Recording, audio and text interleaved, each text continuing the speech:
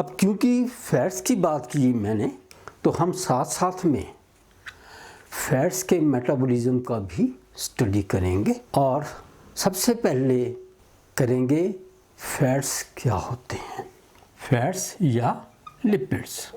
किसी भी सब्सटेंस के जानने के लिए हम उसकी एक प्रॉपर्टी को स्टडी करते हैं और वो फिज़िकल प्रॉपर्टी है, और फैट्स के केस में वो फिज़िकल प्रॉपर्टी है सॉल्युबिलिटी। अब इस प्रॉपर्टी में सॉल्युबिलिटी में हम देखते हैं कि ये फैट्स या लिपिड्स किस चीज़ में सॉल्युबल हैं और किस चीज़ में बहुत कम सॉल्युबल हैं या सॉल्युबल नहीं हैं। तो इस प्रॉपर्टी में हम देखेंगे कि लिपिड जो है वो कितने सॉल्युबल हैं। वो हैं कि कंसीडरेबली सॉल्युबल हैं या लिमिटेड सॉल्युबल हैं।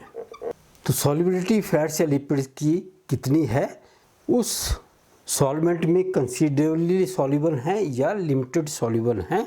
और ये सॉल्वेंट्स जो हैं वो दो हैं, एक तो वाटर है और दूसरे हैं ऑर्गेनिक सॉल्वेंट्स। अब जब इस प्रॉपर्टी को स्टडी किया गया सॉल्युबिलिटी को, तो पाया गया कि जो फैट्स हैं वो वाटर में तो लिमिटेड सॉल्युबिलिटी है, उनकी वाटर में लिमिटेड सॉल्युबिलिटी है, लेकिन ऑर्गेनिक सॉल्वेंट्स में वो कंसीडरेबली सॉल्युबल हैं। तो इस फिज़िकल प्रॉपर्टी जो सॉल्युबिलिटी है उससे पता चला कि जो फैट्स हैं वो वाटर में तो लिमिटेड सॉल्युबल हैं, लेकिन ऑर्गेनिक सॉल्वेंट्स में कंसीडरेबली सॉल्युबल हैं। और इससे जो इन दोनों से जो चीज़ डिराइव होगी वो है वाटर में लिमिटेड सॉल्युबल या इनसॉल्युबल हैं। इसलिए लिपिड जो हैं या फैट्स जो हैं वो हाइड्रोफोबिक हैं, हाइड्रोफोबिक नंबर 1। और दूसरी चीज़ जो पता लगी, ये तो वाटर सॉल्युबिलिटी से पता चला ये हाइड्रोफोबिक हैं, वाटर में सॉल्युबिलिटी बहुत कम है या नहीं है। ऑर्गेनिक सॉल्वेंट्स में सॉल्युबल होने का मतलब है कि इन लिपिड्स में या फैट्स में हाइड्रोकार्बन चेन अकर करती है, हाइड्रोकार्बन चेन जो है वो प्रेजेंट है। तो हमने लिपिड्स या फैट्स की डेफिनेशन ड्राइव की इस बेस पे, सॉल्युबिलिटी की बेस पे, कि फैट्स या lipids are hydrocarbon chain which are hydrophobic in nature. Lipids या फैट्स जो हैं वो हाइड्रोकार्बन चेन के बने हुए हैं, जो कि सॉल्युबिलिटी वाटर में नहीं होने की वजह से हाइड्रोकार्बन नेचर होने के कारण ऑर्गेनिक सॉल्वेंट में तो सॉल्युबल हैं, वाटर में सॉल्युबल नहीं है। इसका मतलब उनकी नेचर जो है वो हाइड्रोफोबिक है, वो वाटर सॉल्युबल नहीं है। आप घी डालो, आप तेल डालो, चाहे फैट्स चाहे वो प्लांट ओरिजिन की हो चाहे वो एनिमल ओरिजिन की हो, वो वाटर में सॉल्युबल नहीं होती। पानी की टेस्ट ट्यूब में एक ड्रॉप अगर आप ऑयल का डालते हैं तो वो सॉल्युबल नहीं है। हालांकि हमने एमल्सिफिकेशन की बात ही, सॉल्युबिलिटी की बात नहीं की, एमल्सिफिकेशन की बात की थी। सरफेस टेंशन जो है वो लो होने के कारण फिर वो बाइल साल्ट्स मिक्सर्स बनाएंगे और उसकी ट्रांसपोर्ट कर देंगे। लेकिन ये डेफिनेशन हमने ड्राइव की, फैट्स या lipids are hydrocarbon which are hydrophobic in nature. अब हम एक सिंपल लिपिड या न्यूट्रल लिपिड की बात करते हैं। जो न्यूट्रल लिपिड्स हैं उसमें दो कंपोनेंट हैं, एक तो है ग्लिसरॉल और दूसरा कंपोनेंट है फैटी एसिड्स। और ये जो फैटी एसिड्स हैं ये दो तरह के हैं, एक तो हैं सैचुरेटेड फैटी एसिड्स और दूसरे हैं अनसैचुरेटेड फैटी एसिड्स। तो ग्लिसरॉल का फार्मूला जो है वो है CH2OH। ये तो हो गया ग्लिसरॉल। इस ग्लिसरॉल मॉलिक्यूल में हमारे पास 3 OH हैं और जो फैटी एसिड्स हैं उनका फार्मूला है RCOOH। R जो है वो हाइड्रोकार्बन चेन है जिसके टर्मिनल एंड पर एक कार्बोक्सिलिक ग्रुप जो है वो प्रेजेंट। तो हाइड्रोकार्बन चेन तो लिपिड की कैरेक्टरिस्टिक है और फैटी एसिड इसलिए कहते हैं कि उसके हाइड्रोकार्बन चेन के टर्मिनल पर एक COOH या एसिडिक ग्रुप प्रेजेंट है, इसलिए उसको फैटी एसिड कहते हैं। अब ये जो फैटी एसिड है ये इसको ऐसे लिखते हैं हम R1 R2 R3 जो है वो फैटी एसिड्स हैं, COH लगा हुआ है। HOH ये वाटर बन जाएगा तो हमारे पास 3 वाटर मॉलिक्यूल जो हैं वो, और बना क्या CH2O CH2O COR1 CHO ये CH2 OOCO और ये R3। अब क्योंकि इसमें कोई भी एसिडिक या बेसिक ग्रुप नहीं है इसलिए इसको हम न्यूट्रल लिपिड कहेंगे और इसको हम कहते हैं ट्राइग्लिसराइड। तो ग्लिसरॉल फैटी एसिड्स ट्राइग्लिसराइड बनेगा और जब इसका रिवर्स होगा तो क्या होगा, 3 वाटर मॉलिक्यूल ऐड होंगे, ऐसे कर लेते हैं, और ये एसिडिक या बेसिक या एंजाइमेटिक एक्टिविटी से ये ग्लिसरॉल और फैटी एसिड्स बन जाएंगे।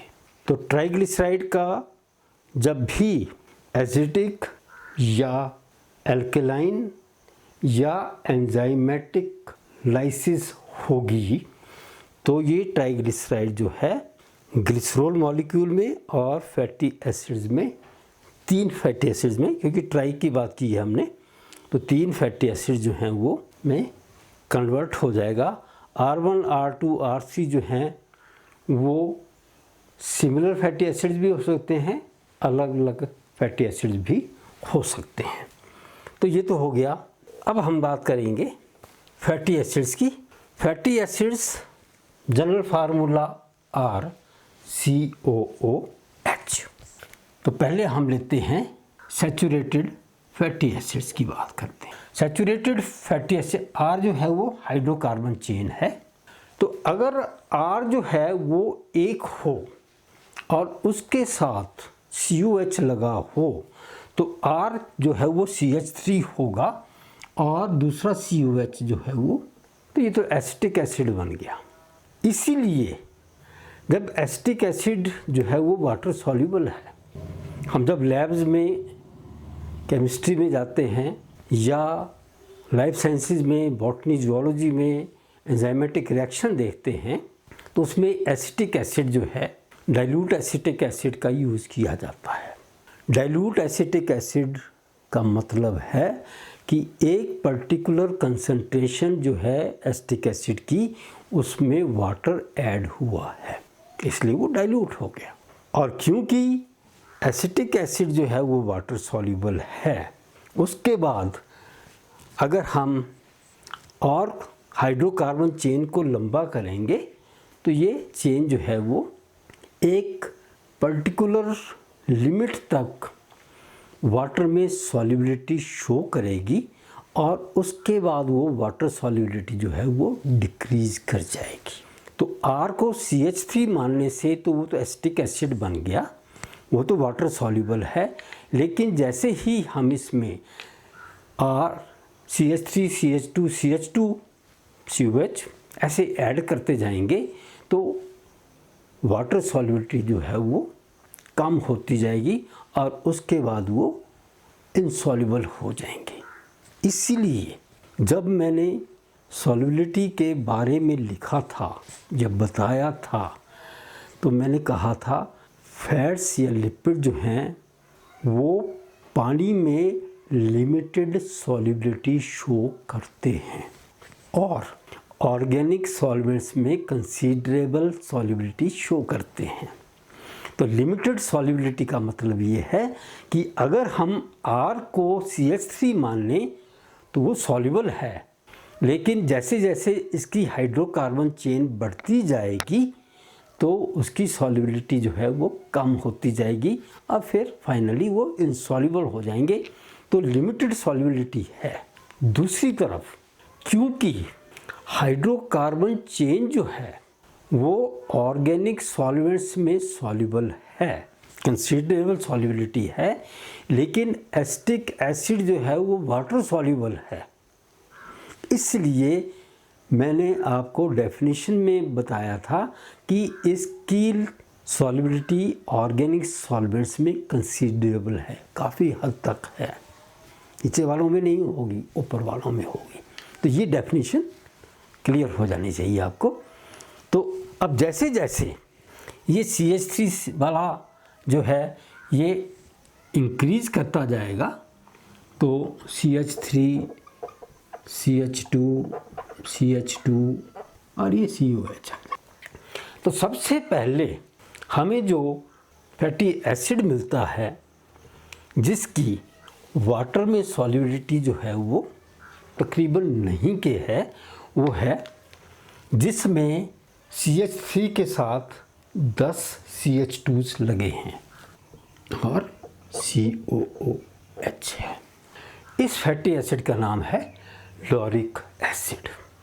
अब हर बार दो दो CH2s ऐड होंगे तो ये CH3, CH2 10 + 2 12, COOH, ये बन गया मेरिस्टिक एसिड। फिर 14 ये बन गया पामिटिक एसिड और उसके बाद CH3 16 ये बन गया स्टेरिक एसिड। तो फिर CH3, CH2 18, फिर 20, 22 ऐसे करके लॉन्ग चेन हो जाएगी। एक चीज़ और, जब इन फैट्स का हम मेल्टिंग पॉइंट देखते हैं फैटी एसिड्स का, और ये हम सैचुरेटेड फैटी एसिड्स की बात कर रहे हैं, तो इनका मेल्टिंग पॉइंट जब देखते हैं हम, तो इनका मेल्टिंग पॉइंट जो है, जो लॉरिक एसिड है उसका मेल्टिंग पॉइंट है 44 डिग्री सेल्सियस, मेरिस्टिक एसिड का है 54 डिग्री सेल्सियस, पामिटिक एसिड का है 63 डिग्री सेल्सियस और स्टीयरिक एसिड का है 70 डिग्री सेल्सियस। अब इससे एक चीज़ और डिराइव हुई कि जैसे जैसे हाइड्रोकार्बन चेन की लेंथ इंक्रीज करती है मेल्टिंग पॉइंट भी इंक्रीज करता है। सैचुरेटेड फैटी एसिड्स की बात कर रहे हैं हम। लॉरिक एसिड जिसमें CH2 10 हैं, 44 है, 2 ऐड होने पे 10 डिग्री और बढ़ गया, 2 ऐड हुए तो ऑलमोस्ट 9 और फिर ये 70 डिग्री सेल्सियस हो गया। तो एक प्रॉपर्टी और मिल गई हमें कि सैचुरेटेड फैटी एसिड जो हैं उसमें कोई भी डबल बॉन्ड नहीं है, नंबर 1, और दूसरे उनका मेल्टिंग पॉइंट इंक्रीज करता है, बढ़ता है जैसे जैसे हाइड्रोकार्बन चेन की लेंथ इंक्रीज करती है। तो ये तो हो गए सैचुरेटेड फैटी एसिड। अब इनका जनरल फार्मूला क्या हुआ सैचुरेटेड फैटी एसिड्स का? तो हमने देखा कि CH3, CH2, 14 COOH, carbon, hydrogen, इसको हम अलग ही लेंगे। ये बनता है C15 H31 COOH। COH अलग ले लिया। 14 × 2 28 + 3 31 and 14 + 1 15। वैसे दूसरा फैटी एसिड स्टीयरिक 17, 35 COH। अब फार्मूला क्या बना इसका? जनरल फार्मूला बना C अगर N है, H जो है वो 2N+1 है।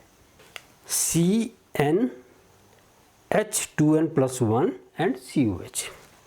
C जो है वो 15 है, H क्या हुए 15 दूना 30 प्लस 1 31 और COH 17 34 प्लस 1 35।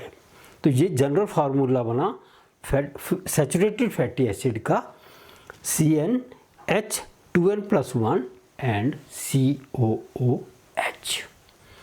और अगर हम COH को भी इसमें मिला दें तो ये बन जाएगा, वो हमेशा दो ही रहेंगे, तो इस केस में तो ये बन जाएगा CN H 2N and O2।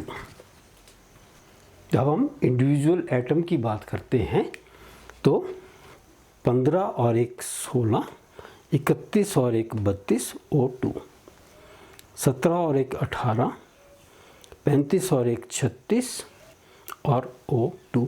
तो ये बन गया CN H2N O2। और जब इंडिविजुअल कंपोनेंट नहीं लिखा, सिर्फ हाइड्रोकार्बन चेन लिखी, COH अलग रखा, तो ये बना CN H2N+1 और COOH। ये तो हो गया सैचुरेटेड फैटी एसिड्स। दूसरे फैटी एसिड जो हैं वो हैं अनसैचुरेटेड फैटी एसिड्स। अब ये जो सैचुरेटेड फैटी एसिड हैं, अगर इनका स्ट्रक्चर देखा जाए तो अभी तो मैंने आपको एक चेन लिख दी CH3 CH2 COH, लेकिन अगर इसका स्ट्रक्चर देखा जाए फैटी एसिड का, सैचुरेटेड फैटी एसिड का, तो ये जिग जैग ऐसा स्ट्रक्चर शो करते हैं। ये CH3 CH2 CH2 CH2 CH3 1 2 3 4 5 6 7 8 9 10 11 12 13 14। तो ये बन गया CH3 CH2 14 and COOH पैमेटिक acid. अब ये एक जिग जैग स्ट्रक्चर शो करता है और ये जो एंगल है ये है 109 डिग्री का, 109 डिग्री का एंगल बनता है।